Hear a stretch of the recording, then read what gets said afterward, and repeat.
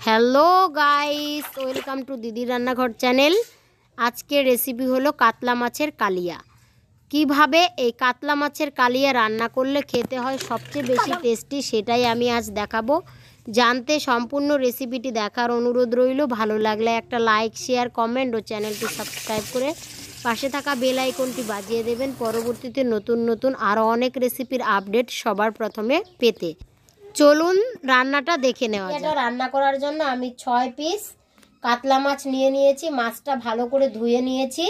এবারে পরিমাণ মতো হলুদ চামচ দিচ্ছি লবণ, 1 টেবিল চামচ পরিমাণ দিচ্ছি সর্ষের তেল। হলুদ, লবণ ও তেলটা দিয়ে মাছগুলো ভালো করে মাখিয়ে নেব।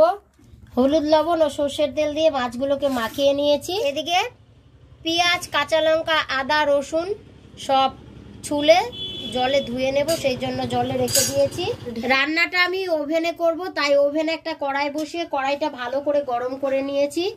এবারে আন্দাজ মতো তেল দিয়ে দিচ্ছি। তো আমি 50 গ্রাম পরিমাণ সর্ষের তেল দিয়ে তেলটাও ভালো করে গরম করে নেব। সব মশলাগুলো আমি শিলপাটায় বেটে নেব। প্রথমে আদাটা বেটে নিচ্ছি। কড়াইয়ের তেলটা ভালো করে গরম হয়ে গেছে। গরম তেলে হলুদ, লবণ দিয়ে মাখিয়ে রাখা কাতলা মাছগুলো দিয়ে দিচ্ছি।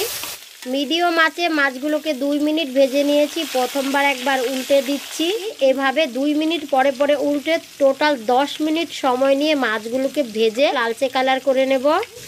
তো কালিয়া রান্না করার জন্য মাছগুলো হয় লো আছে, না হয় মিডিয়াম আঁচে ভেজে নিতে হবে। হাই আঁচে ভাজা যাবে না। হাই আঁচে ভাজলে মাছগুলো উপর দিয়ে পুড়ে যাবে, কিন্তু ভেতর দিয়ে ভালোভাবে ভাজা হবে না। তা মাছগুলোকে টোটাল 10 মিনিট সময় নিয়ে মিডিয়াম আঁচে একদম লালচে কালার করে ভেজে নিয়েছি। এবার নামিয়ে নিচ্ছি।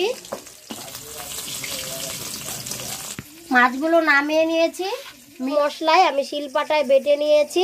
পেঁয়াজটা বাকি আছে, পেঁয়াজটাও বেটে নেব। আপনারা চাইলে মিক্সচারেও পেস্ট করে নিতে পারেন। মাছগুলো নামানোর পরে যে তেলটা ছিল সেখানে পেঁয়াজ কুচিটা দিয়ে দিচ্ছি। মিডিয়াম আঁচে 2 থেকে 3 মিনিট সময় নিয়ে পেঁয়াজটাকে নেড়ে চেড়ে লালচে কালার করে নেব। পেঁয়াজটাকে 3 মিনিট নেড়ে চেড়ে লালচে কালার করে নিয়েছি। এবার ছোট 2 টুকরো দারচিনি দিয়ে দিচ্ছি। আপনারা চাইলে ফোড়ন হিসেবে একটা শুকনো লঙ্কা ও তেজপাতাও দিতে পারেন। হাফ চা চামচ দিচ্ছি গোটা সাদা জিরা।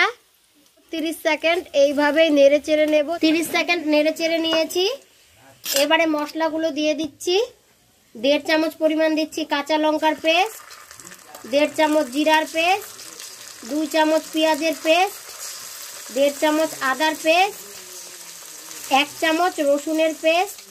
চায়ের কাপের 1 কাপ পরিমাণে দিচ্ছি জল। একটা যে টমেটো ছোট ছোট করে কেটে নিয়েছি সেটাও দিয়ে দিচ্ছি।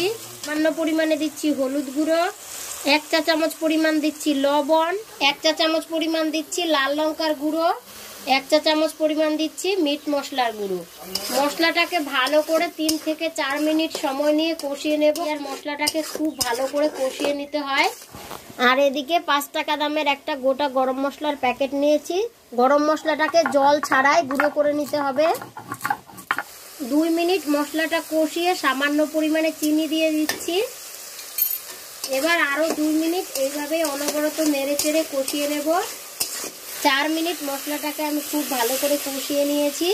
মশলাটা থেকে তেল ছেড়ে দিয়েছে। ঠিক এই পর্যায়ে পরিমাণ মতো জল দিয়ে দিচ্ছি।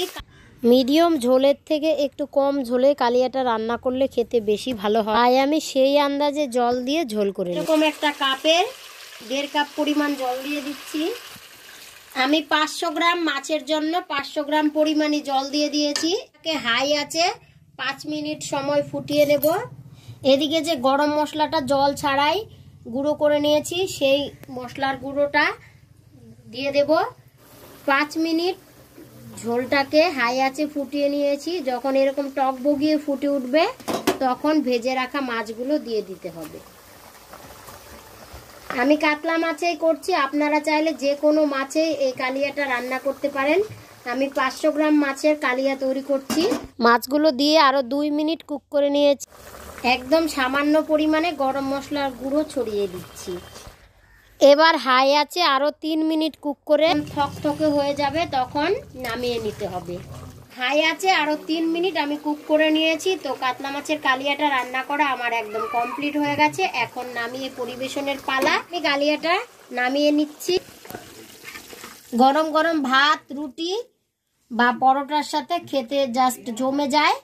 অবশ্যই রেসিপিটি ফলো করে বাড়িতে ট্রাই করুন। আজকের মতো এই পর্যন্ত, এরপর ফিরে আসবো অন্য কোনো নতুন রেসিপিতে। ততক্ষণ সকলেই ভালো থাকুন, সুস্থ থাকুন।